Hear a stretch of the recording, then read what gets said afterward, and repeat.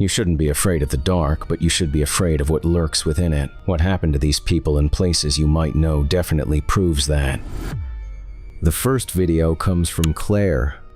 Claire runs a YouTube channel by the name of Wild Bear where she explores dense woods. She loves camping and hiking in nature. Most of the time the experiences are safe, but sometimes things seem unpredictable. This time she decided to camp near the abandoned St. Mary's Church in Clowfill. The plan seems simple, just camping, exploring, and spending some time there. Fortunately, I can't camp at the actual church because I've said satanic rituals.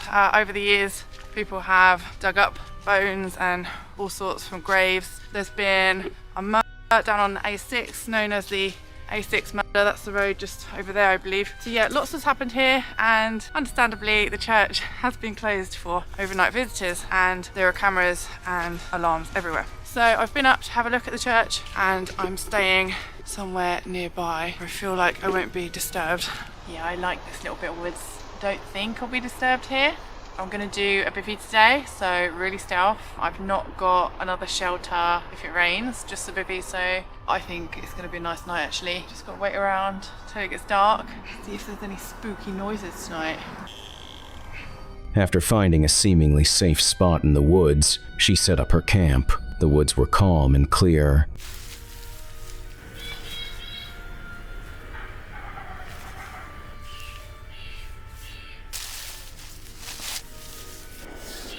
Then she prepared herself a meal and started to eat, hoping that the stay would be safe for her, but the environment suggested something else.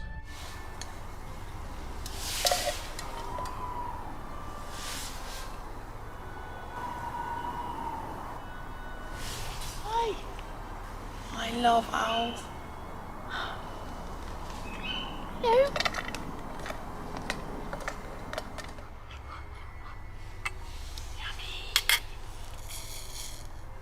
Red curry. Homemade. I love Thai red curry.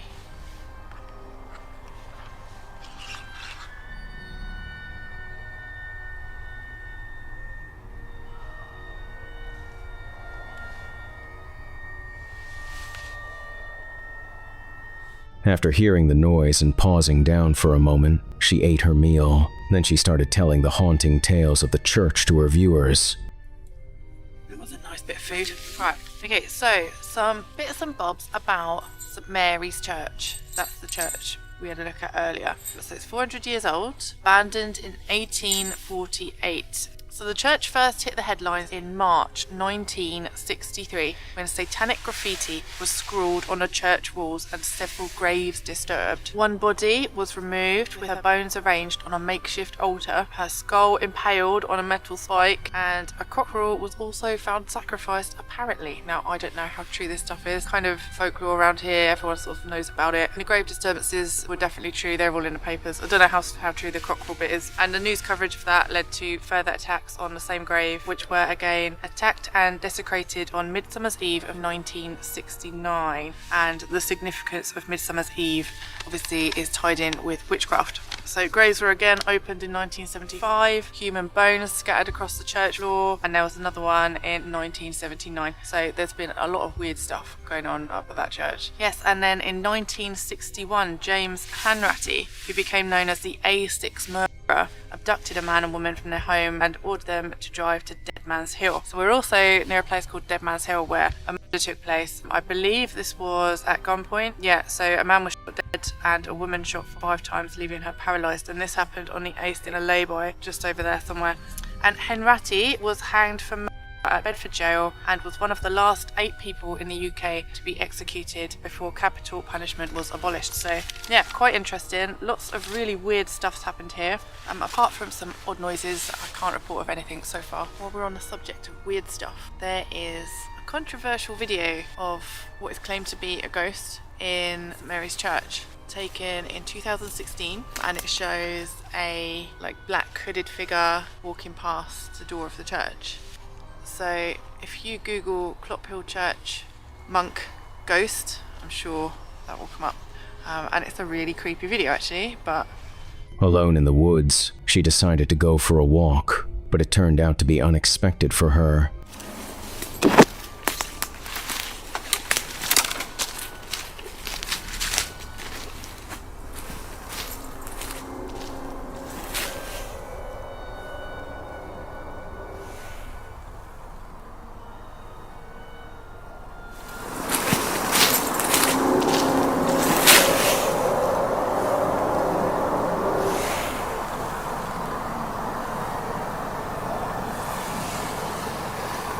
After coming back from the mysterious walk, she laid down on her spot, trying to sleep, but this is when she saw this. That's cozy.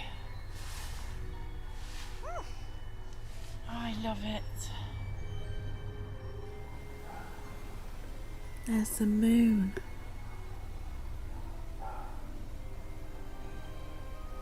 So pretty. Good night, wild ones. See you in the morning.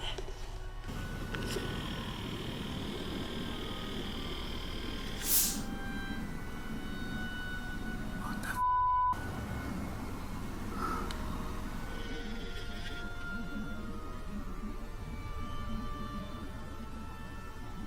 It seemed like two glowing red eyes shining in the dark. They didn't look like the eyes of any animal, but those of a demon. I don't like the red eyes. I keep telling myself it's just because I had my red light on my head torch, that's why the eyes look red. And if I had the white light on, they would have just been white, because they're just deer eyes. But it's all that talk of devil worship and stuff, and then seeing red eyes in the woods, it's not the one. Trying to explain to herself it was nothing but a deer. But the next morning, when she woke up, she saw something even stranger. She found a tree which had been cut and wedged into another tree. This is a bit strange. So, look at this tree here. That's been cut with an axe or something. There's no stump down here, so this tree's been cut with an axe and placed here, like jammed in with this one. What would be the point of that? But the eeriest part is that neither she nor the camera recorded the sounds of the tree being cut by someone last night, and if the tree hadn't been wedged, it would have fallen onto her. So, who actually cut the tree, and did they do it as a warning? Brad is a creator who has dedicated his channel to exploring places where no one dares to step foot on. His videos are full of mysteriousness, risk, and sometimes danger. In a video, he went to explore the haunted Skinwalker cave systems in Canada. After navigating the trails, he found something creepy in the empty, dense, and dark woods. I'm just nervous, that's why I'm kind of panting right now. Yo, what the hell was that? While he was looking at the doll, he heard a loud, screeching scream coming from the woods. It sounded like the voice of a woman. A disfigured doll. He continued his expedition in the woods when he saw some more disturbing things there. It seemed someone had been busy in performing some kind of ritual there. What the hell's that? Yeah, there's something right there. Okay, we just found something on the ground like here. It's a doll's head. That's like the... That's like the damn part of the head from the... Then he heard a whisper. Oh! What the hell's going on up here? But he didn't back off and continued his walk in the area. He found an area that went down the beach. He used it to get down. An area that goes down to the beach. We'll go check that out. I've never actually been down there before. Okay, I'm gonna try that rope. Maybe there's somebody down there that needs help or something. Okay, sorry, I'm just putting my flashlight in my pocket so I have room. Alright, here we go. Okay. Okay, Brad, easy does it. Easy does it. Oh, fudge. Okay, come on, Brad. Easy does it. Easy does it. Okay. Okay. Alright, think I can make it the rest of the way. It's not that much of a drop down here. Does anybody down here need help? Then he found more dolls there, this time on a campfire. Okay, let's go. Yo, there's something right down here. What the heck is that? Okay, we're checking this out right now. It looks like somebody had a campfire. There's bits and stuff everywhere. But like there's this doll. Yeah, like look at this. There's like doll pieces everywhere. Yeah, like look at this. Okay. After spending one of his creepiest nights in the woods, he left the area. Brad's experience showed that in the most remote areas like forests, there can be activities which cannot be explained by anyone, so it's better to be safe. Okay. I think we're back. I'm not positive, but I think we're back. Hold up. An Indonesian camper, Debbie has only one hobby, exploring the wilderness alone. But sometimes, she encounters dangers in forests other than animals and weather, and she posts them on her channel. One night, she packed her bag and went on to explore one of the most haunted jungles in Indonesia, a place already said by many to be associated with Pesugihan, a supernatural entity famous for seeking wealth at night. She arrived late at night and found her spot due to a hanging white sack there. Assalamualaikum.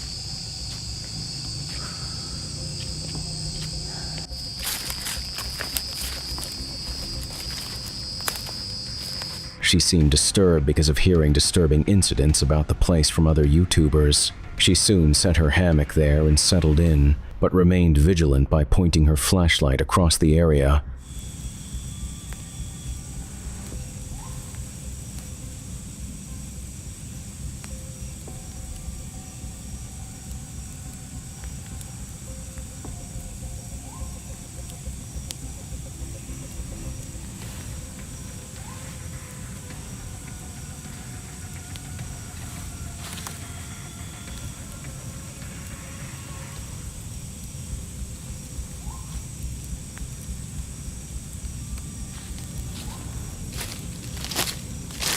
Oke, assalamualaikum warahmatullahi wabarakatuh teman-teman. Balik lagi di channel saya, Debbie Pertanti. Apa kabarnya teman-teman? Semoga sehat selalu ya. Amin. But soon, she started hearing strange voices there, like someone was present there with her. Semoga nggak hujan. And mysterious activity started to take place.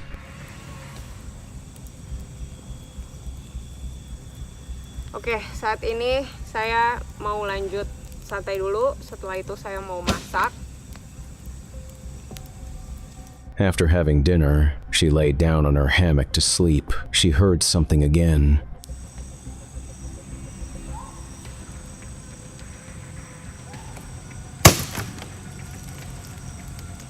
Then this happened.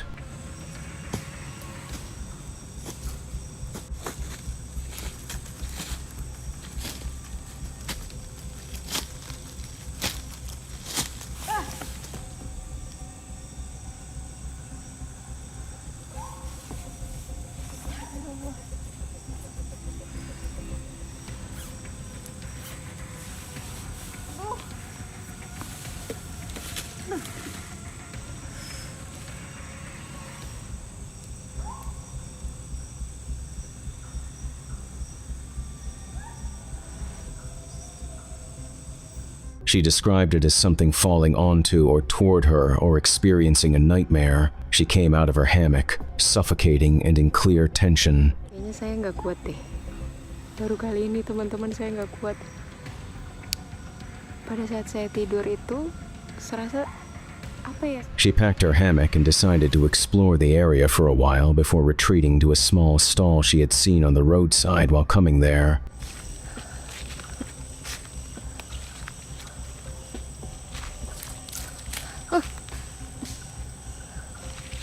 Assalamualaikum.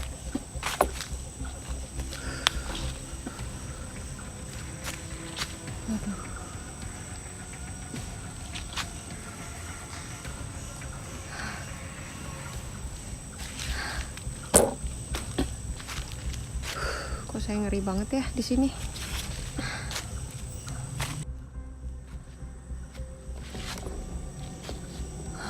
Assalamualaikum. Saha.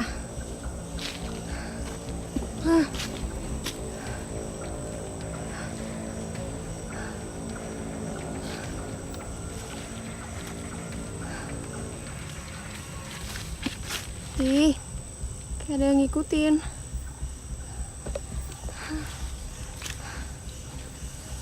Ih, siapa? Nggak benar nih saya megang kritiknya juga. Saya udah merinding banget teman-teman. She spent the remaining night at the shop. Lagi teman-teman, terima kasih banyak supportnya. Selalu nungguin video saya teman-teman, dan semoga teman-teman sehat-sehat selalu ya. Amin. Was it really her nightmare, or something else was there with her too? The next video comes from Grizzly Gaz, a solo hiking and wild camping channel that moves through the quieter corners of northern England, old forests, moorland edges. Gaz films alone, just him, his dog Fendi, and whatever the woods decide to offer that night.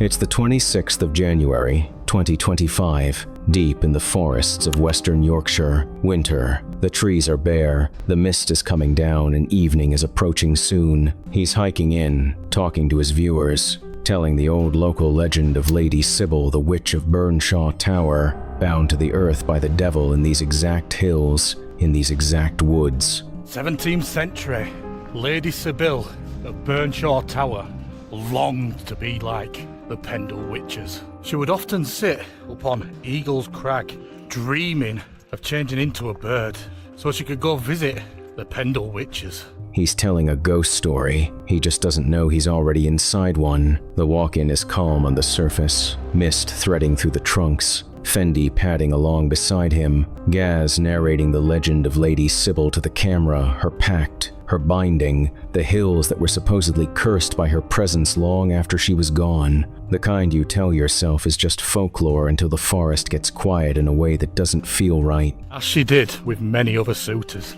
And with that, he sought help from another famous witch, Mother Helston. She handed him an enchanted silken lasso, and with the help of Mother Helston's hellhound, he managed to capture this white doe, which was, of course, Lady Sybil. And after being trapped by Lord William, she succumbed. While he was telling the story, he felt something moving in the woods silently, like something was watching him, and he paused. He felt it before he could name it, that particular awareness, not panic, not quite fear, just the slow certainty that something in the tree line was tracking him. Then he kept walking, kept talking, but the feeling didn't pass. To his advances, and the end.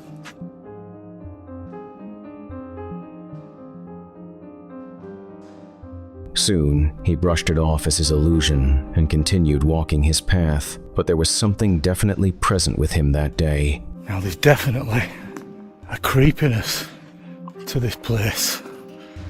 It's just a log.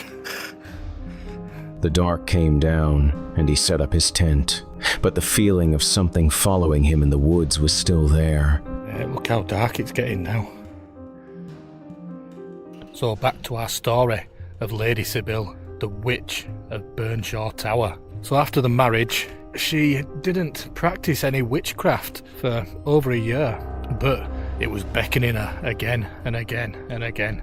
So one day, she decided to turn herself into a cat. And as the cat, she went into one of the mills, one of the factories, and the groundskeeper caught her and cut off one of her paws. Now this obviously meant Lady Sybil was without a hand, but the groundskeeper brought the hand back to Hampton Tower, and with magic, she reattached her hand again, and she became too ill to carry on. But because of the pact that she had with the devil, she was bound to earth in these woods and these hills. Hello?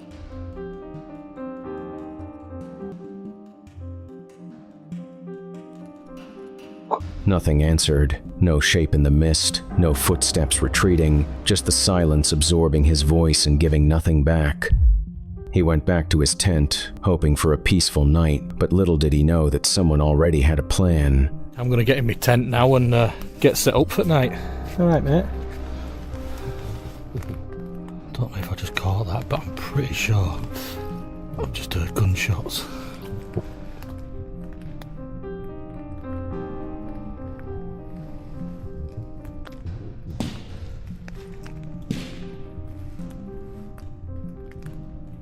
Scared, he tried to calm himself and his dog, but whoever was outside wasn't done yet. Moments later, it started again.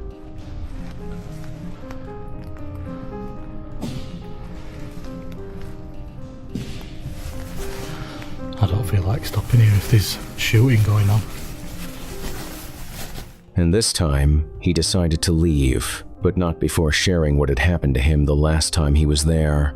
So last time I were here, I got kicked off by the landowner because he'd seen the fire and come in.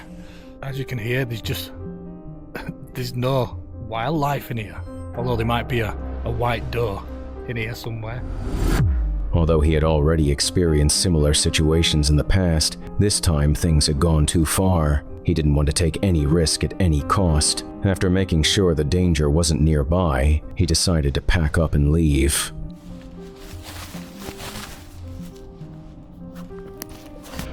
Now I just need to find my way back out of here because it's pitch black and it's really, really foggy. Walking through the pitch black night, surrounded by fear and danger, was not easy. Things took a terrifying turn when he had to stop after noticing something even stranger than anything else.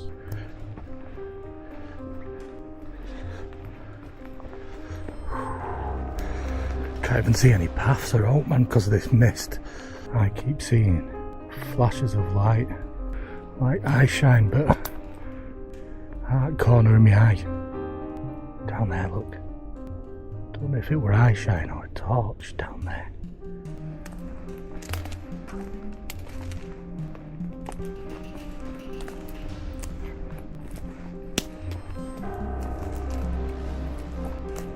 Oh, I don't like this. Gaz said it out loud, it just wasn't worth it anymore. Some nights, the woods win. He packed up and left. But it's just not worth risking it.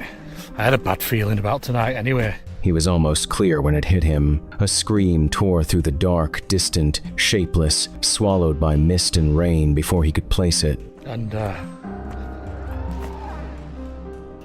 see, I start hearing stuff, but then when I stop and I breathe like that.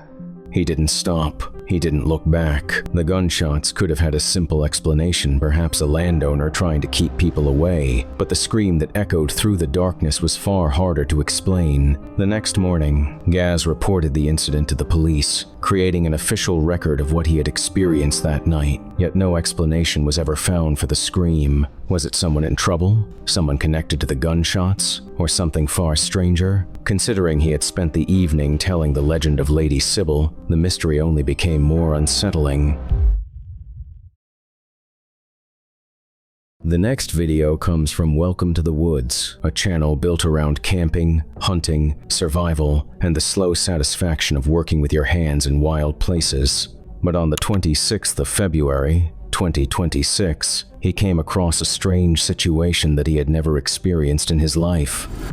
Somewhere in a private stretch of woodland in the UK, a land he has permission to be on, and has spent 2 years learning without ever once seeing another person inside it. He came through on a routine check of a cabin he had built in the woods. He wasn't expecting anything but his cabin standing there. But the cabin was gone, not gone worse than gone. Someone had pulled the entire frame from the ground, flipped it over, and stood it upright on its heaviest end. It had then collapsed back down under its own weight, in front of the person who had built it with his own hands. Don't know what is going on here. This woodland just gets stranger and stranger, but the gutting thing is I was hoping to show you lot that cabin built from start to finish. It was just going to be a little cabin. Might as well show you it now. It's wrecked, but I might as well show you it's wrecked now. But I'll show you the video I was starting to make that would have probably took a month or two to put up. Although there weren't a lot of work put into that frame, there was a lot of work elsewhere on the yard where I've broken down about 50-60 large 7-foot pallets, broken all the boarding off it to make walls for that. I even measured up my stove, so a little stove would have gone in there. I'm not going to scrap it. I'm just going to I'm going to have to rethink the idea. I'm glad I caught that on video, to be honest with you. And had I not been out hunting with my catapult, I probably wouldn't have come through it. I was just coming through just to check on things. I know there's a lot of deer in these woods. I did have one creepy night back in January. Hence why I was building the cabin. There's a lot of strange things that happen in here. I do just believe that's vandalism. Weeks of work had been deconstructed by an unknown force. It felt like someone had taken it down single-handedly. He collected his trail cameras that same afternoon.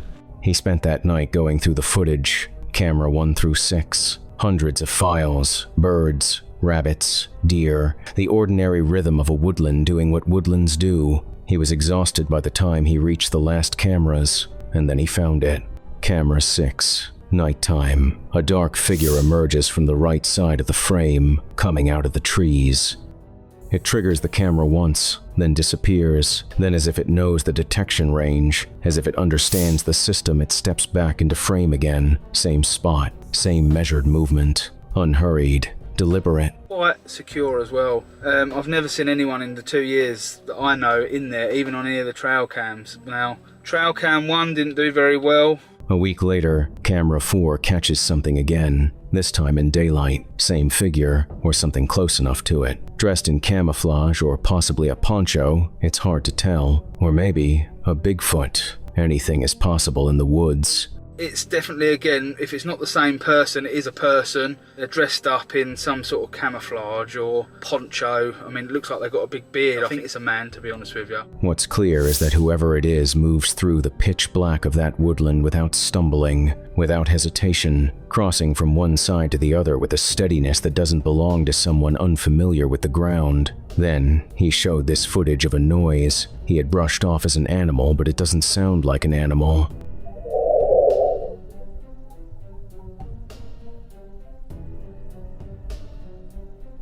He watched the footage twice, once at midnight, half asleep, once again in the van the next morning to make sure he hadn't imagined it. He went back that evening anyway, parked down the lane, packed on his back, moving through the darkening wood toward what was left of the cabin, and then, without warning, without context, the sound of wood splitting, sharp and clean, like an axe working somewhere in the dark ahead of him. It's got darker a lot quicker than what I thought it would, and it's drawn in pitch black, inky black. I'm almost on top of the site of cabin number 2. That is where cabin number 2 is, or was, should I say. You should all remember, it should be put together by now. I was proper agitated that someone had done this to that. I don't know if you can hear it. I didn't see anything, but I could hear like wood splitting, like as in like someone chopping wood, like with an axe or something. I'm not entirely sure what that would have been. That was it. He stopped recording, stood in the black without a light, breathing gone uneven. He went back to his car. A few days later, he came back, again. This time, he rigged a tripwire around his tent, a farmer's gate alarm on a 1-2 bore blank cartridge, strung at waist height through the trees. If anything moved through the perimeter after dark, he'd know. Then when I finally did pluck up the courage to start talking to the camera, splitting sounds happened. Twice on the camera, and then 3 times after I shut the camera off. So I'm basically going to be setting up my OEX tent right here where you see now. I have got a little gadget to set up as well tonight, just so that I can sleep a little bit better.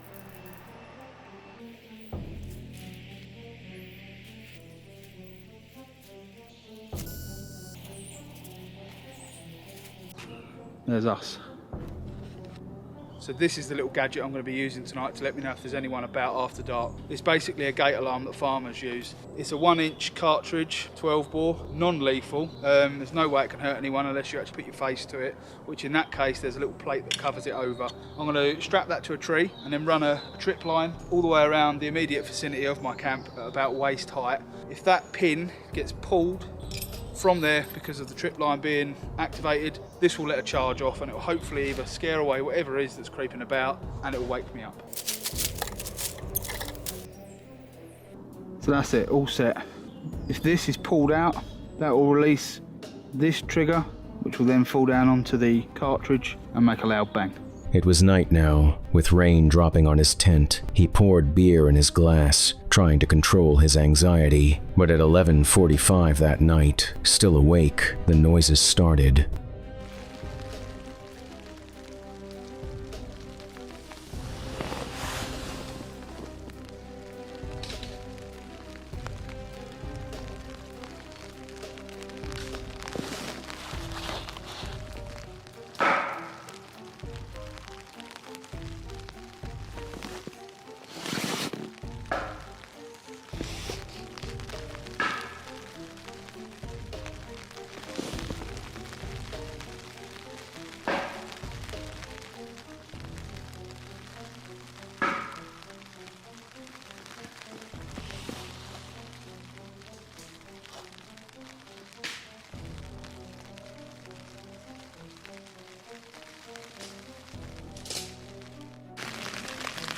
I've not got a clue what that noise was.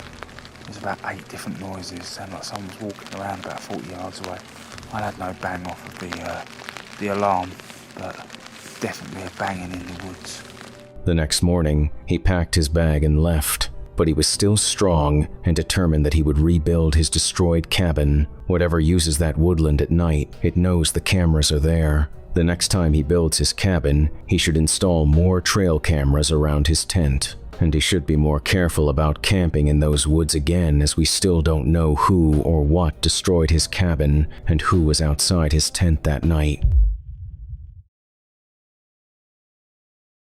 The last video comes from Exploration Unknown, a US-based channel where John has built his reputation crawling through abandoned buildings, haunted locations, and places people left behind and never came back to explain why. It's the 21st of October 2018, and John is standing in the middle of the Appalachian Mountains, a place already carrying the weight of Mothman sightings, ghost encounters, and creature reports that have never been satisfactorily explained. He made one thing clear before going in. He wasn't a professional survivalist, and he only carried a hatchet and a survival knife. Nothing else. He was there to learn from the wilderness. What is up, guys? It is John, and we're here with another epic adventure, but this one's a little different, guys. As you see, I have a hatchet and a survival knife, and the reason I have these is because we are going to do a complete overnight survival challenge, guys, with only this, nothing else. We're only going to hunt and eat what we can find. So it may be bugs, it may be animals. We're going to try to set some traps, guys. This is going to be epic. This is a primitive survival challenge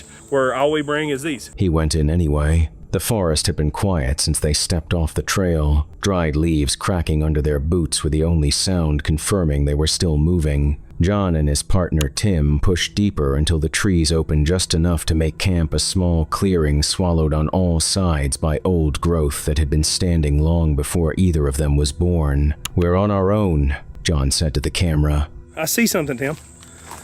What do you see? We got to grab that. And guys, might I add, we've been dropped off here. We don't even have a car. I'm saving that. We got dropped off on the dirt road in the middle of the woods. I had a friend, I'm like, just take me into the middle of the woods. I kind of know where I'm at, but he's gonna come back tomorrow and get us. Like, we're on our own. The way he said it made it sound less like a fact and more like a warning. Tim left to find water. John stayed behind and started cutting wood for a shelter axe work in the middle of nowhere, sweat already building on his forehead in the October chill. And I got my hatchet and stuff to cut up some wood, so let's do it, guys.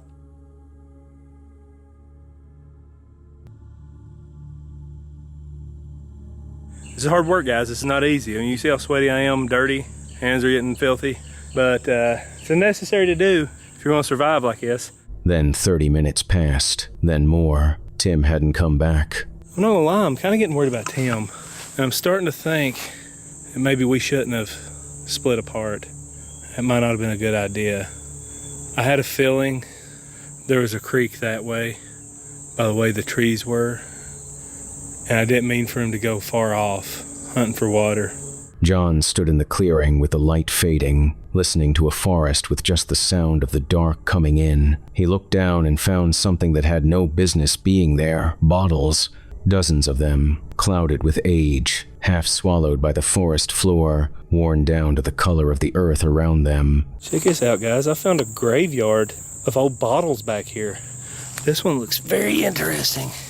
Someone had been in this spot long enough to leave all of that behind. The question was why they hadn't taken it with them when they left. It seemed they had disappeared before they could take their stuff with them. Tim came back eventually 30 minutes or more after he'd gone with a single bottle of water and the look of someone who'd found the forest less cooperative than expected.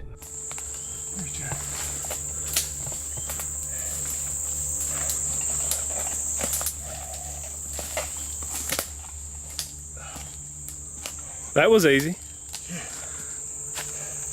I'm calling the spider stick people. That one was defective. Dude, I honestly, I got like almost done with the shelter, and that looks murky too. I went through brush that was up to here, and then finally got to a creek. Wow. Oh, it was. I'm sorry, dude. I didn't know it was gonna be that I dropped hard. my camera when a spider was on flat on my face. I walked through a web, and that's Wow. why my stick was defective. They built the fire. The trap they'd set had caught a rabbit, which they cooked and ate in the dark. And just before they sat down to eat, John found something half buried near the fire pit. An old, rusted kettle left behind by someone who'd once sat in this exact spot. I found that while going to the snare trap. Yes, an old teapot. I mean, it's like somebody's used it for camping, but it's got burns on the bottom. I just cleaned a bunch of dirt out of it. And we've been needing to boil some water. In the Appalachians, that kind of thing stops feeling like coincidence quickly. What nobody noticed until later, not even John, were the bruises running up his leg. Thorn marks, most likely, or something else. They lay down under the shelter they'd built, bugs settling around them, bodies aching, sleep didn't come. We're laying down under the shelter here that I built. Glass bottle pillow. This sucks. Branch apparently tickled my ear. I got bugs all over me. But we are literally Got laying an on the awful ground. bug bite here on my arm. It's oozing. I don't know what it is. I'll get it checked out if it gets worse. But I'm sore. By morning, they were still awake, eyes open, staring up at what they'd made. Doze off a little bit and then realize something's on me. And you had that whole factor, even if there was nothing there, that I still feel like I got stuff. creepy crawlies and all these weeds. We survived. Oh, God. Ow. They'd survived. Whether they'd come back was a different question entirely. The bruises nobody noticed until the footage came back. The kettle that had been sitting there waiting for years. Tim gone for 30 minutes in a forest that doesn't owe you anything. Each one of those on its own means nothing. All three together in the Appalachians, that's a different conversation. That's it for tonight. If any of these stayed with you, they were meant to. But here's what we need from you. If you've ever packed up your tent in the middle of the night and driven home without explaining why, drop it in the comments. Send it to the email in the description. If it happened to you and it still doesn't make sense, it belongs here. Like and subscribe, and stay close to the fire.